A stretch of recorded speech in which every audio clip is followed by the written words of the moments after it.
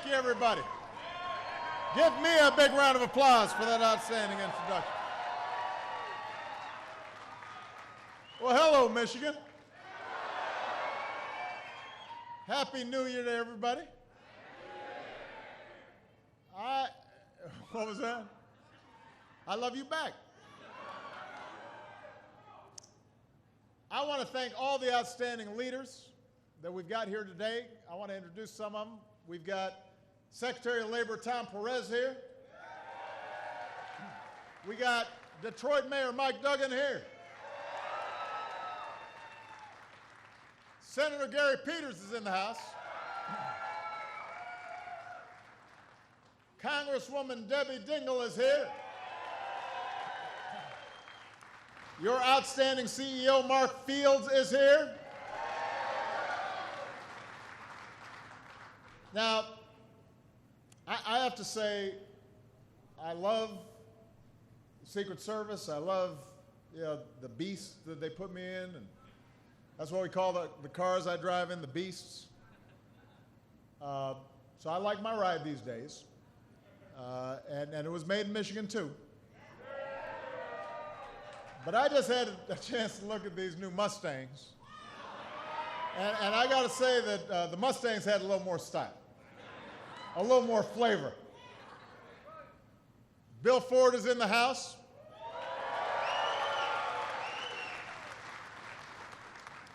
Surprisingly enough, we talked a little bit about Sunday. Now, listen, I'm a Bears fan. You beat us twice. But even a Bears fan has to admit that that was a little suspect.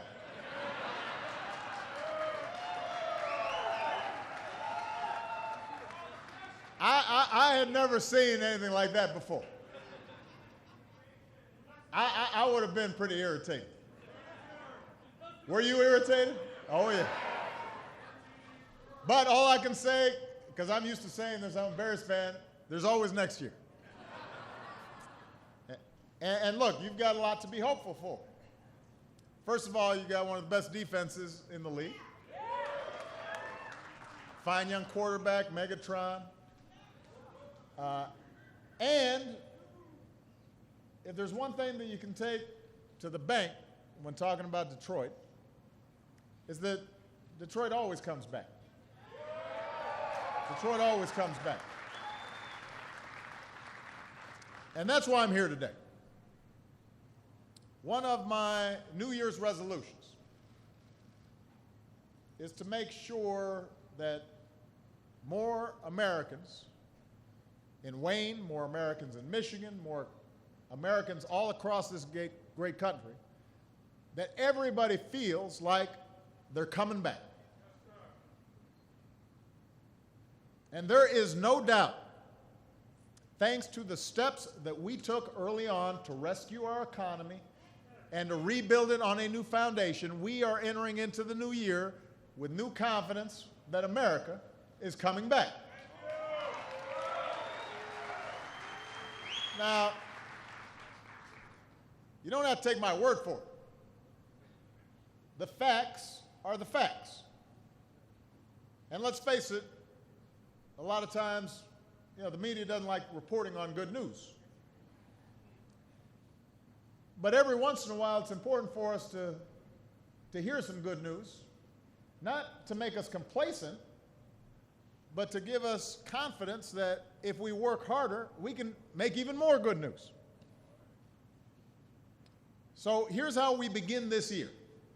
Last year, 2014, was the strongest year for job growth since the 1990s. Since the 1990s. We've now had a 57-month streak of private sector job creation. We've created nearly 11 million new jobs. That's the longest stretch in our history of private sector uninterrupted job creation.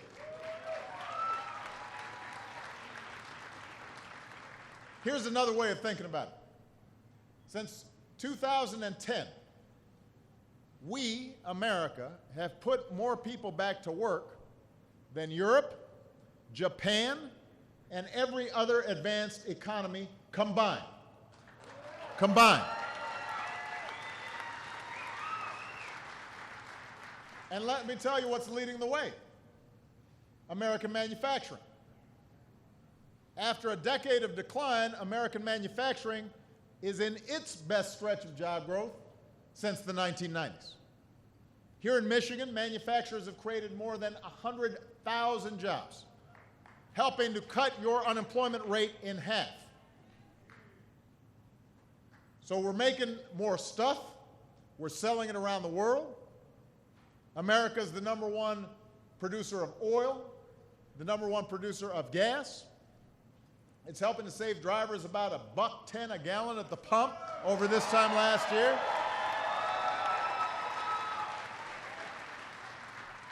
And the cars that you make help everybody go a little further on that gallon of gas. Thanks to the Affordable Care Act, also known as Obamacare.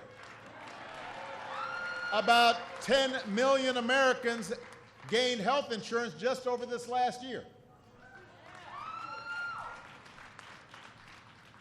We've cut our deficits by about 2/3. I'd like people to think about that, because when they do surveys of like ordinary folks on the street and they ask them, are the deficits going up or are they coming down? Everybody automatically assumes, well, government spending and deficits must be going up. Deficits have come down by 2/3 since I took office. By 2/3. They're going down. And after 13 long years, our war in Afghanistan's come to a responsible end, which means more of our brave troops have come home and spent time with their families during the holidays. So the point is, we're moving. These 6 years have been tough, demanded hard work, demanded sacrifice on everybody's part. You guys know that more than most. Which means that as a country, we have every right to be proud of what we've got to show for all that hard work. America's resurgence is real. Don't let anybody tell you otherwise. We got the best cards, and we are doing better than just about anybody else on earth. And now that we've got some calmer waters, now that the worst of the crisis is behind us, if we all do our part, if we all pitch in, then we can make sure that this rising tide is actually lifting all the boats, not just some. We can make sure that the middle class is the engine that powers American prosperity for decades to come. And that's going to be the focus of my State of the Union address in a couple of weeks, building on the progress that we've already made. But I got to admit, I've only got 2 years left in office. I didn't want to wait for the State of the Union to talk about all the things that make this country great and how we can make it better. So I thought I'd get started this week. I figured, why wait? It's like opening your Christmas presents a little early. So today I'm here in Detroit. I'm going to talk about the incredible things that have happened in the auto industry and what more we can do with manufacturing. Tomorrow I'm going to visit Arizona, a state that was hit about as hard as anybody by the housing crisis, because we want to talk about how we're making home ownership a reality for more middle-class families. On Friday, I'm going to go to Tennessee, a state that's making big strides in education, to show how we can help every American get the education they need to get ahead in this new economy. But today I wanted to come here to Michigan, because this state proves no matter how tough times get, Americans are tougher.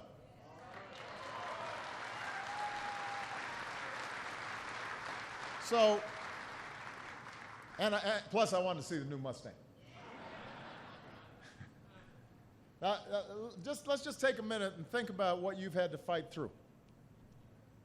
A few years ago, nearly 1 in 5 auto workers got a punch in the gut with a pink slip. The year before I took office, 400,000 jobs vanished in this industry. 400,000. Sales plunged 40%. And then as the financial crisis built, we faced what once seemed unimaginable, which is two of the big three, GM and Chrysler, were on the brink of failure. Now, this is the heartbeat of American manufacturing, right here. And it was flatlining, and we had a choice to make. We could have kept giving billions of taxpayer dollars to the auto industry without asking for accountability or change in return, but that would have just kicked the problem down the road. We could have done nothing, which some people said we should do, and let those companies fail, but think about what that would have meant for this country. The suppliers, the distributors, the communities that depend on the workers who patronize the restaurants and shop at the stores, all those companies would have gone under also. And look, the fact is, nobody was in a stronger position than Ford. Bill and his team had done a great job steering Ford through tough times. But Bill and others are the first to admit that you could have had a cascading effect if the whole supply chain in the U.S. auto industry started declining, then Ford could have gone under too.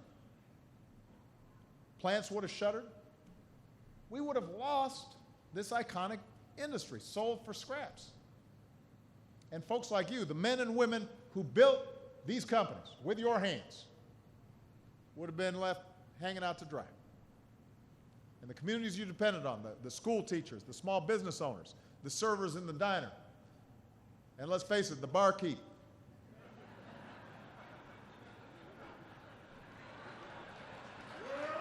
I'm just saying.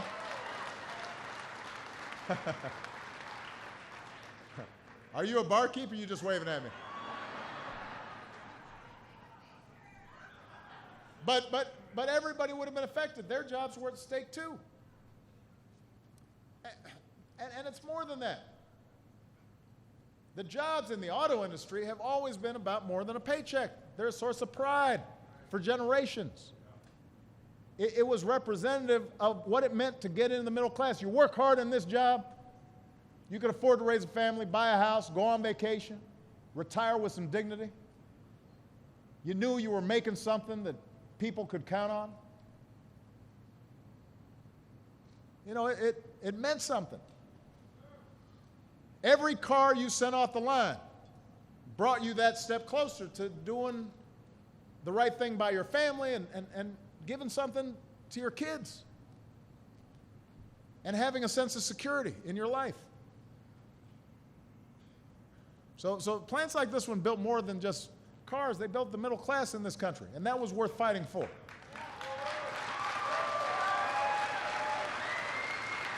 So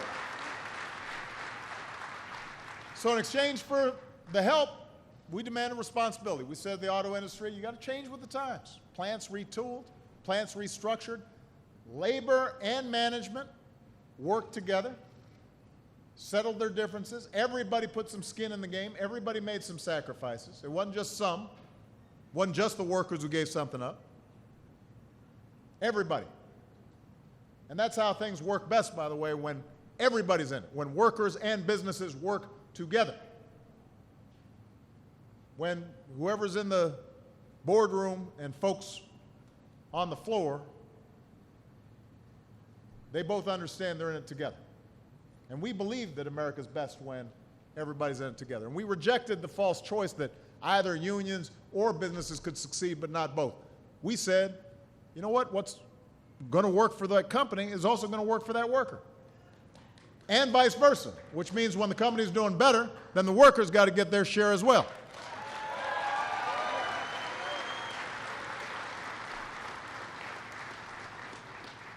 And Ford rejected the false choice that they could either take care of their shareholder or take care of their worker. They did both.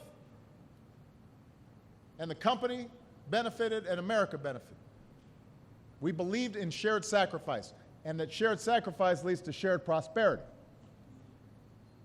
Now, I got to tell you, I was talking to the Detroit News. They were asking, what was it like when you were making this decision? I just want everybody to be clear. It was not popular. Even in Michigan, it wasn't popular. I remember they did a poll, and in Michigan, it was only 10% were in favor. And, you don't have to be a genius political analyst to say 10% is not very high.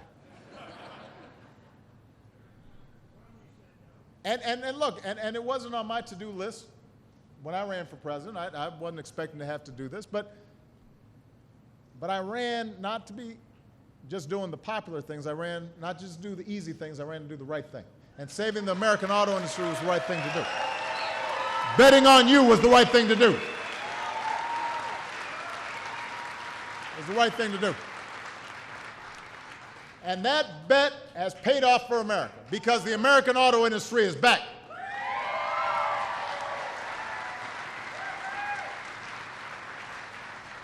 Now, part of the reason that we wanted to start this trip here is not just because I wanted to see the new Mustang, not just because the American auto industry is back, but because last month we actually marked a milestone. Last month, the rescue of the auto industry officially came to an end. The auto companies have now repaid taxpayers every dime and more of what my administration invested in you. You paid the taxpayers back with your hard work, with your dedication. And over the past 5 years, this industry created about 500,000 new jobs. Last year, American auto workers churned out cars faster than any year since 2005. Ford has brought jobs back from Mexico, created nearly 24,000 new jobs across this country, including 1,800 new jobs right here in this plant.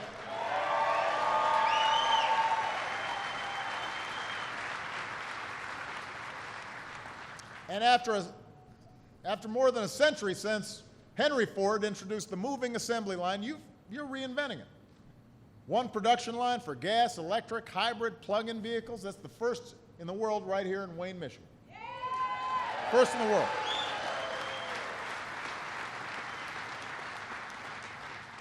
That's always cool when you do something first. And you're helping rebuild the middle class for the 21st century. Just down the road in Lincoln Park, UAW Ford Joint Apprenticeship Program is providing workers with hand-on training in the skills that employers need for the jobs of tomorrow. And nationally, by the way, 87% of all apprentices are employed after they complete their apprenticeship program, with an average starting wage of $50,000. So the more folks we get in apprenticeships, the more folks are getting middle-class jobs. And that's why I called on last year for businesses across the country to create more and expand more apprenticeship programs. And since then, we've seen the largest increase in apprenticeships in nearly a decade. And now my administration is investing $100 million in an American apprenticeship grant competition. We're going to build on this momentum. We're going to expand successful programs. We want young people to see that they have opportunities. They don't all have to go to a four-year college. They can get an apprenticeship, save some money, start working.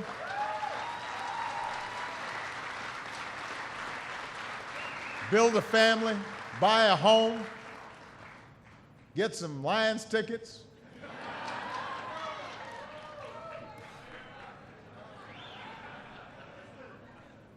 Because everybody came together here and worked together. Folks are better off. And some of the most high-tech, fuel-efficient, high-powered, heart-pounding, good-looking, well-designed, fuel-efficient cars in the world are once again designed, engineered, forged, and built, not in Europe, not in Asia, right here in the United States of America. Right here in America. So because of you, manufacturing has a future in this country. Manufacturing's actually grown faster than other parts of the economy. And companies are now saying, you know what, we got to get back to America. We got to relocate. We were offshore, and now they're saying, oh, America's back, we better get back in there. And that means because of you, the middle class has a future in this country. And the auto industry has proved that any comeback is possible. And by the way, so has Motor City.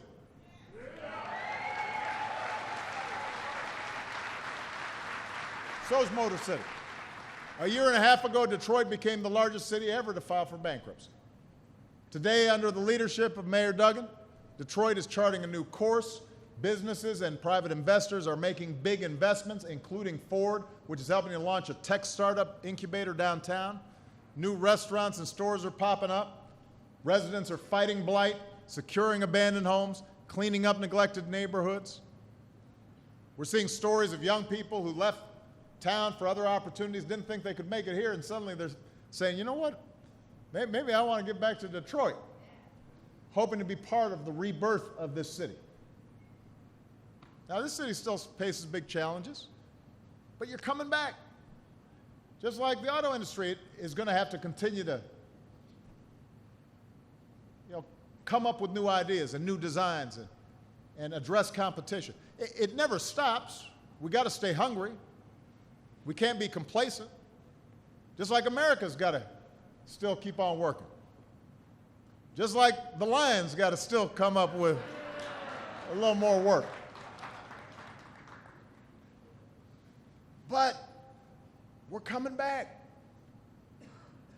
And one thing is for sure, we may not all root for the Lions, but America's rooting for Detroit. America's rooting for Detroit. We want the Motor City strong. And behind, the stories of plants and cities and economic data, it's people. It's all of you. So I'll just close with a story of a guy named Ramon, because we're rooting for guys like Ramon.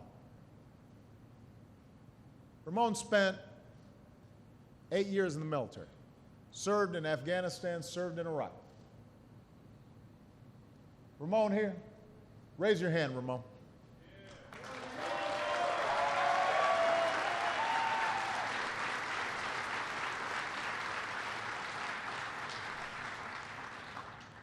So Ramon's somebody who fought for our freedom, fought for our security.